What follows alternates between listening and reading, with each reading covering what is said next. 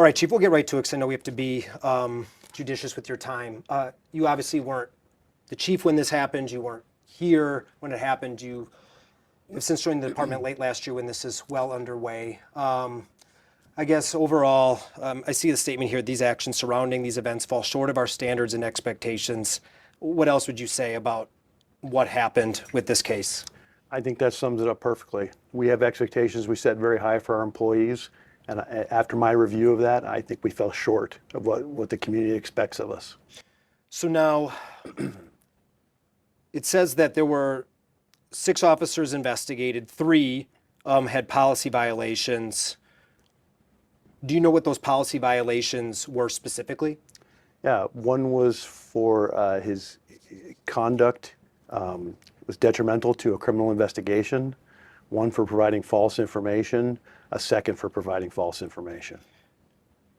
For those officers, what would have been, well, one of the officers I know is Sergeant Doug McBride. He's since retired. What would his punishment have been had he still been? All 3 of them would have possibly been suspended up to and including termination. So these were serious? They were serious violations, correct. Okay. So now, this took 5 years, and I understand there's a lot that went into it. There was a criminal investigation that played out. There were, outside investigations, and I guess, if I'm understanding correctly, the internal investigation only kind of started after all of this. Is that right? Yeah, that's correct. And no one's more surprised than I was when I got here last August and found that these cases were still out there. And we didn't even get the final criminal turndown from Pinal County until after I was already here. So we started, and at that point, then we can conclude the internal investigation. What do you think about the fact that it's been 5 years later and now essentially the 3 people that would have been disciplined beat the clock? Well, I disagree with you on beating the clock. It just took that long to do that. Could we have done things better in the process? Absolutely. This is a very unusual case, very convoluted case. It went through multiple layers of review, went to different investigative entities. That just took a long time. Now, looking back, and I have the privilege of being able to do that, look back and see how we can do things better, I would do things differently. We would do things differently. We would have clear, definitive timelines on when things were due, when things working with our outside partners. But oftentimes when you go outside of your agency, you lose a little bit of control over the timeline. And it just took that long to get this concluded. But when I got here and recognized that it was still open, we hadn't gotten a final determination on the criminal charges investigation, and we hadn't completed the internal investigation, I really pushed for that.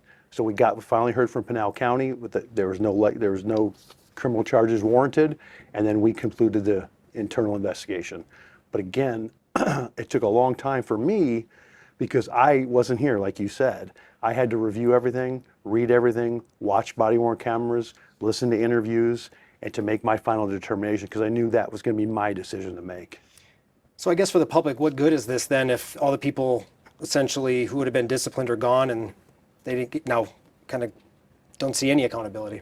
Well, I disagree. They don't see accountability. This is a documented evidence of what occurred. We looked at the facts and we came to conclusions, and we've identified those conclusions. We've identified those policy violations, and we'll strive in the future to make sure we don't do those again. I mean, maybe the main person though that did it, he retired.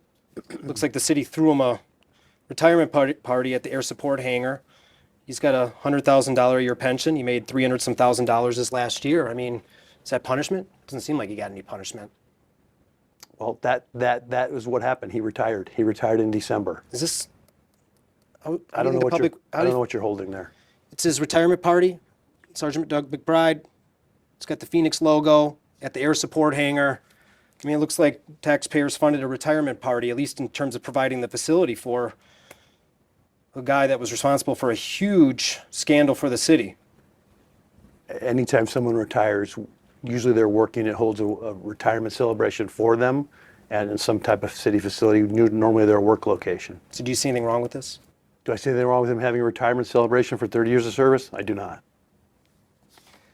Okay, so why didn't do you know why the internal investigation did not look at the kind of the chain of command? It looks like, these are some of the officers involved, but not Sergeant McBride's lieutenant or his commanders, people that kind of signed off or should have known what was going on. Well, we looked at the very specific allegations that you had there in front of you for each one of those officers. Again, you're talking to me, I can only look back, and then now my focus is looking forward. I was not here in 2020.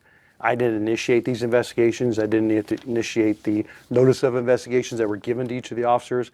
I wasn't privy to any of the interviews back then in 2020, 21, and I only had to work with what I had.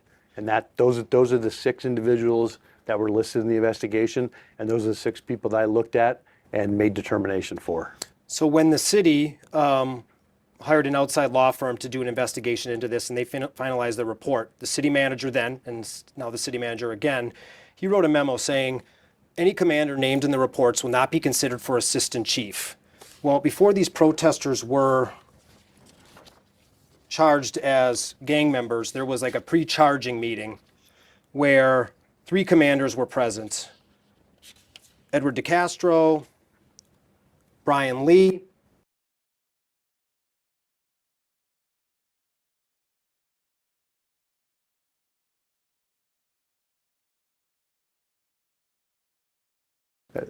That all happened through competitive processes run by the city prior to my arrival. this says it never should have happened. So what do we, I mean, essentially it looks like this whole memo, this whole, I guess, I don't want to call it, but maybe it's a show of accountability doesn't even count. It looks like we made decisions and then the city said, we won't actually follow through on that at all. What's the date of that memo? August 12th, 2021. Okay. Again, Dave, I was not here in August 12th of 2021. I don't know what the intention of that memo was. It was to provide a summary of the findings from the in-depth investigation into the group of protesters who were charged as gang members. And it said if they were named in the reports, they can't be considered for assistant chief. And you have 3 of them as an assistant chief. Now, I don't know what the intention was for that. Was that at that time to be assistant chief, or is that a future down the road assistant chief? I don't know. Again, all those decisions were made and their promotions were all effective before I got here. I mean, Sergeant McBride and other officers will say, hey, we got scapegoated. Now, they did what they did, but maybe they have a point in that the people above them got a free pass because this seems to indicate that they did. They weren't investigated and they've been promoted. So my question would be, how can we assure the public that there's really any accountability if no one's been disciplined and people have gotten their pensions, they've gotten retirement parties, and they've been promoted? Well, there was full, thorough investigations, both on a criminal standpoint and a civil standpoint, or internal affairs investigation standpoint. It wasn't thorough if you didn't investigate the chain of command. I mean... We'll disagree on Okay. that. I believe it was. So is anybody going to take a look back at if this is a binding document, or are we just going to rip it up and throw it to the side? I guess maybe I'll ask the city manager. Okay. So, I mean, I think that's a fair answer. No one informed you that this was an issue back when you took over? That is correct. Okay. So you weren't aware of this? I'm aware of it now. I Okay. was not aware of it before I got here. And like I said, that was written 4 years before I got here, and the promotions were all effective before I got here. But just to be clear, all 3 of them are phenomenal leaders doing a phenomenal job. They really missed it on this one. They were in a meeting where they decided to charge protesters as gang members, which on its face is obscene, turned out to be obscene, and it looks like they were never really scrubbed down to figure out what their role in that was. I disagree with you, but okay. All right, so now since Sergeant McBride has retired, he recently put out a podcast/video with someone, and so I have seen in the comments of those, it looks like you have some officers who have commented on that. Some are lieutenants. Looks like one's a lieutenant. There might be a sergeant or 2 in there, really supporting him in what he did. How does a chief, do you deal with that when you and the city say this was terrible, what happened, but we have people in leadership positions supporting the people that did it?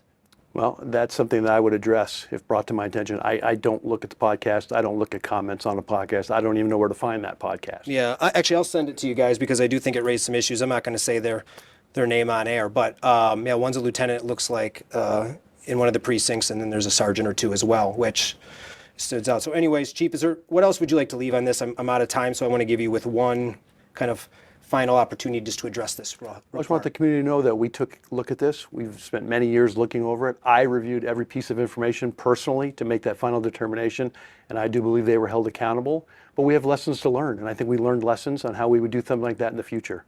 Always looking for ways to improve. All right, Chief, thank you. Thank you, Dave. Yes.